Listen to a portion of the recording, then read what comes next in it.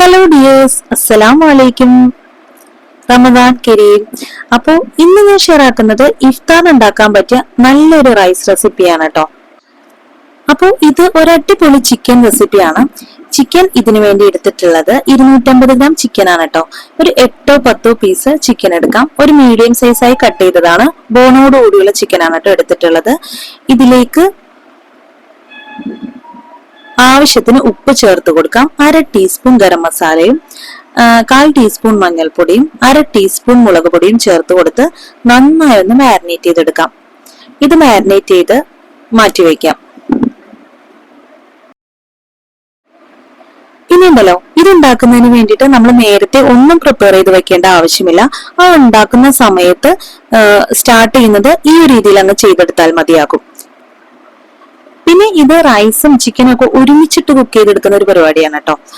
നമ്മള് ബിരിയാണിക്കും മന്തിക്കൊക്കെ സെപ്പറേറ്റ് ആണല്ലോ rice cook ചെയ്തെടുക്കുന്നത്. പക്ഷെ ഈ ഒരു റൈസിൽ, ഈ ഒരു ചിക്കൻ റൈസ് ഉണ്ടാക്കുന്ന സമയത്ത് ഇത് രണ്ടും, ചിക്കനും റൈസും ഒരേ പോട്ടിലിട്ട് തന്നെയാണ് കുക്ക് ചെയ്തെടുക്കുന്നത്. അതുകൊണ്ട് തന്നെ നമുക്ക് ഈസി ആയിട്ട് പണി തീർത്തെടുക്കാൻ സാധിക്കും. അതുപോലെ നല്ല ടേസ്റ്റും ആണ് കേട്ടോ. ഞാനിപ്പോ ഇതിന്റെ റെസിപ്പി കാണിക്കുന്നത് വളരെ ചെറിയ ക്വാണ്ടിറ്റി ആണ്. അപ്പൊ അതുകൊണ്ട് 250 ഗ്രാം ചിക്കനാണ് എടുത്തിട്ടുള്ളത്. അപ്പൊ 250 ഗ്രാം ചിക്കന് ഒരു വലിയ സവാള മതിയാകും. ഇത് ഞാൻ സവാള നന്നാക്കി എടുത്ത ശേഷം കത്തി കൊണ്ട് ഒന്ന് കട്ട് ചെയ്ത ശേഷം ചോപ്പറിലേക്ക് ചേർത്ത് കൊടുക്കുന്നുണ്ട്. എന്നിട്ട് നന്നായിട്ടൊന്ന് ചോപ്പ് ചെയ്തെടുക്കാം. നല്ല ഫൈനായിട്ട് ചോപ്പ് ചെയ്തെടുക്കാം. ഇങ്ങനെ ചോപ്പ് ചെയ്ത് അതൊന്ന് മാറ്റി വെക്കാം.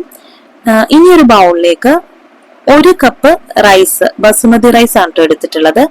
1 കപ്പ് ബസുമതി റൈസ് ചേർത്ത് കൊടുത്ത് നന്നായി കഴുകി വൃത്തിയാക്കി വെള്ളത്തിൽ ഒന്ന് കുതിരാനായി മാറ്റിവെക്കാം. ഇത്രയും കാര്യങ്ങൾ ആദ്യം റെഡിയാക്കി വെച്ച ശേഷം ഒരു നോൺ സ്റ്റിക് പോട്ട് അടുപ്പിൽ വെച്ച് ഹീറ്റ് ചെയ്തെടുക്കാം.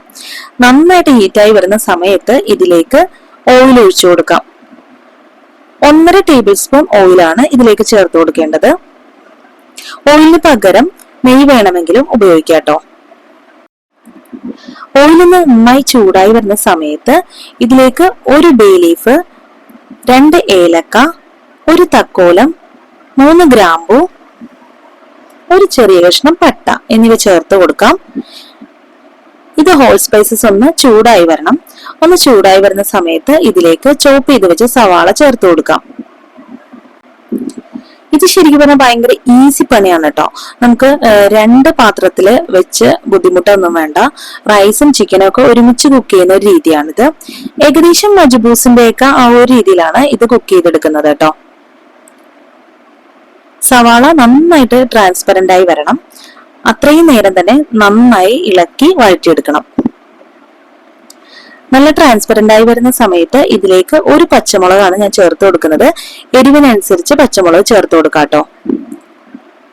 1 ടീസ്പൂൺ ഇഞ്ചി വെളുത്തുള്ളി ക്രഷ് ചെയ്തത് ചേർത്ത് കൊടുക്കുന്നുണ്ട്.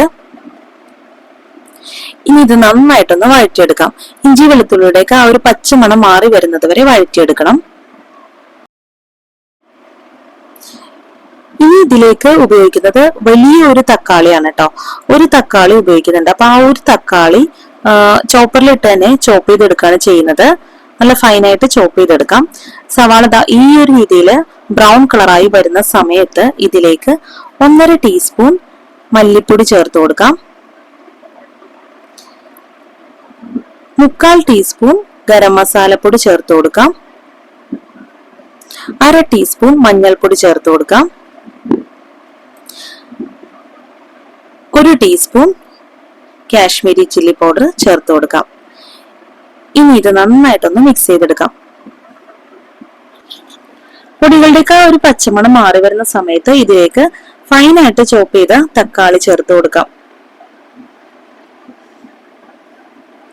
തക്കാളി ചേർത്ത് കൊടുത്ത് നന്നായിട്ടൊന്ന് വഴറ്റിയെടുക്കാം. തക്കാളി ചേർത്ത് കൊടുത്ത ശേഷം ഇതിലേക്ക് ആവശ്യത്തിന് ഉപ്പ് കൂടി ചേർത്ത് കൊടുക്കാം. തക്കാളി പെട്ടെന്ന് കുക്കായി കിട്ടുന്നതിന് വേണ്ടിയിട്ടാണ് ഈ ഒരു സമയത്ത് ഉപ്പ് ചേർത്ത് കൊടുക്കുന്നത്. തക്കാളി നല്ല രീതിയിലൊന്ന് ഉടഞ്ഞു കിട്ടണം. ആ ഒരു സമയത്ത് വേണം നമുക്കിതിലേക്ക് ചിക്കൻ ചേർത്ത് കൊടുക്കാൻ. ഇപ്പോ നല്ല രീതിയിൽ ഉടഞ്ഞു കിട്ടിയിട്ടുണ്ട്. അപ്പൊ ഈ ഒരു സമയത്ത് നമുക്ക് ഇതിലേക്ക് ചിക്കൻ ചേർത്ത് കൊടുക്കാം. മാരിനേറ്റ് ചെയ്ത് മാറ്റി വെച്ച ചിക്കൻ ചേർത്ത് നന്നായിട്ടൊന്ന് ഇളക്കി യോജിപ്പിക്കാം. ഇനി ഇത് ഹൈ ഫ്ലെയിമിലിട്ട് കുറച്ചു നേരം ഒന്ന് വഴറ്റിയെടുക്കണം. ഒരു 5-10 മിനിറ്റ് വഴറ്റിയെടുക്കുമ്പോഴേക്കും ചിക്കന്റെ കളറൊക്കെ ഒന്ന് മാറി നല്ല വൈറ്റ് കളറായിട്ട് വരും. കണ്ടോ, ഇപ്പൊ ചിക്കന്റെ ആ ഒരു കളറൊക്കെ ഒന്ന് മാറി വന്നിട്ടുണ്ട്. ഈ ഒരു സമയത്ത് ഇതിലേക്ക് 1 ടീസ്പൂൺ കുരുമുളക് ഒന്ന് ക്രഷ് ചെയ്ത് ചേർത്ത് കൊടുക്കാം. ഇനി നന്നായിട്ട് ഇളക്കി യോജിപ്പിക്കാം. എന്നിട്ട് ഫ്ലെയിം ഒന്ന് കുറച്ച് വെക്കാം. അപ്പോൾ ഈ ഒരു സമയത്ത് ഫ്ലെയിം കുറച്ച് വെച്ച് കവർ ചെയ്ത് വെച്ച് കുക്ക് ചെയ്തെടുക്കണം. ഇടയ്ക്ക് തുറന്ന് ഒന്ന് ഇളക്കി കൊടുക്കുകയും വേണം.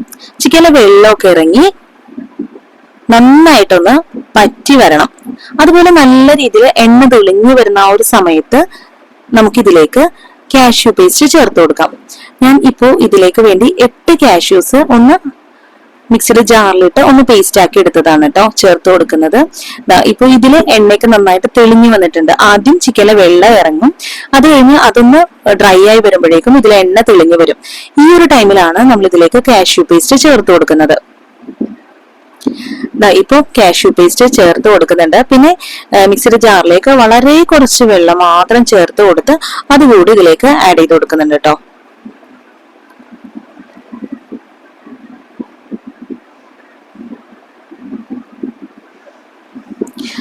നല്ല ടേസ്റ്റി ആയിട്ടുള്ള ഒരു ചിക്കൻ റൈസിന്റെ റെസിപ്പിയാണ് കേട്ടോ ഇത്. കാഷ്യൂ പേസ്റ്റ് ഒക്കെ ചേർക്കുന്നത് കൊണ്ട് തന്നെ നല്ല ടേസ്റ്റിയാണ്. അതുപോലെ എല്ലാവർക്കും ഇഷ്ടപ്പെടുന്ന ഒരു റെസിപ്പിയാണ്. കുട്ടികൾക്കും മുതിർന്നവർക്കും ഒക്കെ ഇതുപോലെ ഇഫ്താറിന് ഉണ്ടാക്കി കൊടുക്കാൻ പറ്റിയ നല്ലൊരു മീലാണ് കേട്ടോ ഇത്. മിക്സിയുടെ ജാറിൽ ഒരുപാട് വെള്ളമൊന്നും ചേർത്ത് കൊടുക്കണ്ട, വളരെ കുറച്ച് വെള്ളം മാത്രം ചേർത്ത് അതൊന്ന് മിക്സ് ചെയ്തെടുത്ത ശേഷം ഇതിലേക്ക് ചേർത്ത് കൊടുത്ത് നന്നായിട്ടൊന്ന് ഇളക്കി യോജിപ്പിക്കാം.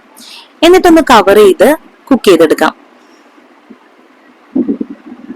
ചിക്കൻ ഒരു 1/4 ഭാഗം കുക്കായി വരണം. ഒരു 1/4 ഭാഗം കുക്കായി വരുന്ന സമയത്ത് ഇതിലേക്ക് 1.5 കപ്പ് തിളപ്പിച്ച വെള്ളം ചേർത്ത് കൊടുക്കാം. നന്നായി വെട്ടി തിളച്ച വെള്ളം വേണം ഇതിലേക്ക് ചേർത്ത് കൊടുക്കാൻ. 1 കപ്പ് ബസുമതി റൈസിന് 1.5 കപ്പ് വെള്ളം എന്നുള്ള കണക്കിനാണ് ഞാൻ ചേർത്ത് കൊടുത്തിട്ടുള്ളത് കേട്ടോ. ചിക്കനില് ഒട്ടും വെള്ളം ഉണ്ടാവാൻ പാടില്ല. നല്ല ഡ്രൈ ആണെങ്കിലാണ് ഞാൻ ഈ ഒരു പറഞ്ഞ കണക്കിൽ എടുക്കേണ്ടത് കേട്ടോ. 1.5 കപ്പ് വെള്ളം ചേർത്ത് കൊടുക്കേണ്ടത്. ഇനി ഇതിലേക്ക് ഒരു ഡ്രൈഡ് ലെമൺ ഇതുപോലെ കത്തി കൊണ്ട് ഒന്ന് കുത്തിയ ശേഷം ചേർത്ത് കൊടുക്കുന്നുണ്ട്. ആ പുളിയൊക്കെ ഒന്ന് ഇറങ്ങുന്നതിന് വേണ്ടിയിട്ടാണ് കേട്ടോ ഇങ്ങനെ കുത്തി കൊടുക്കുന്നത്. എന്നിട്ട് നന്നായിട്ടൊന്ന് ഇളക്കി ഈ ലെമണൊക്കെ ഒന്ന് ഇതിലൊന്ന് ഡിപ്പ് ചെയ്തെടുത്ത ശേഷം വേണം നന്നായിട്ട് തിളച്ചു വരുന്ന സമയത്ത് റൈസ് സോക്ക് ചെയ്ത് വെച്ചത് ഒട്ടും വെള്ളമില്ലാതെ വാർത്തെടുത്ത് വേണം ഇതിലേക്ക് ചേർത്ത് കൊടുക്കാനായിട്ട്.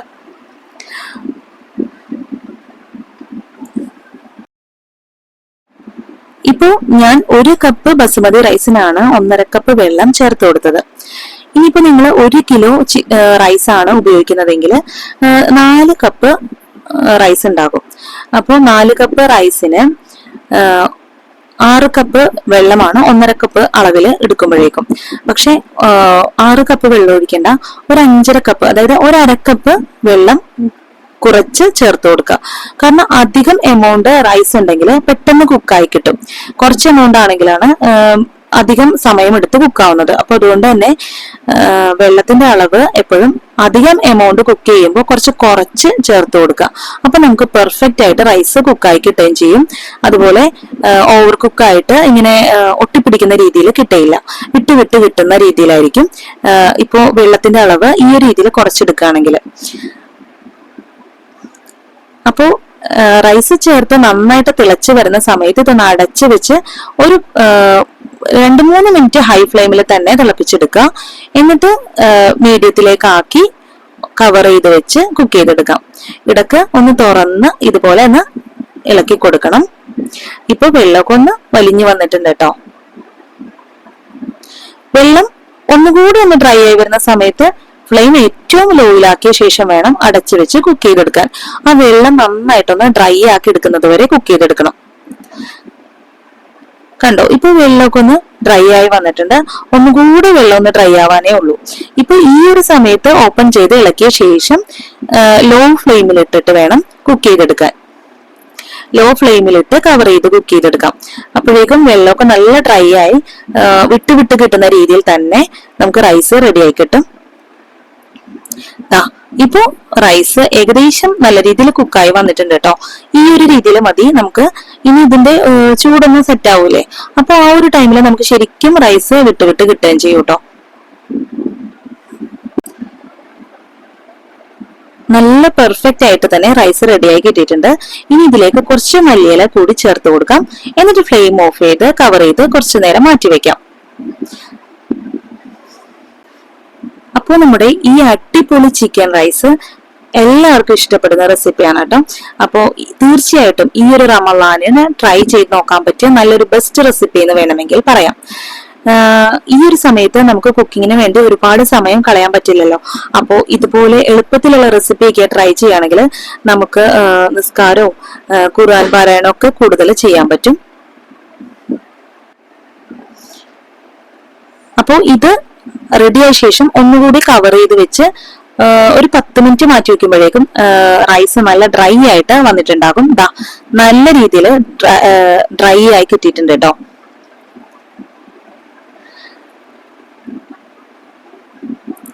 അപ്പോ ഈ ഒരു ചിക്കൻ റൈസ് തീർച്ചയായും ട്രൈ ചെയ്ത് ഫീഡ്ബാക്ക് അറിയിക്കണേ ഫ്രണ്ട്സ്. അപ്പോൾ നിങ്ങൾക്ക് ഈ റെസിപ്പി ഇഷ്ടപ്പെട്ടുവെങ്കിൽ ലൈക്ക് ചെയ്യാൻ മറന്നു പോകരുത്. തീർച്ചയായിട്ടും ട്രൈ ചെയ്ത് നോക്കി ഫീഡ്ബാക്ക് അറിയിക്കുക. നിങ്ങൾ എന്റെ ചാനൽ സബ്സ്ക്രൈബ് ചെയ്തിട്ടില്ലാന്നുണ്ടെങ്കിൽ ഇഷ്ടപ്പെട്ടാൽ സബ്സ്ക്രൈബ് ചെയ്ത് സപ്പോർട്ട് ചെയ്യുക. Thank you for watching.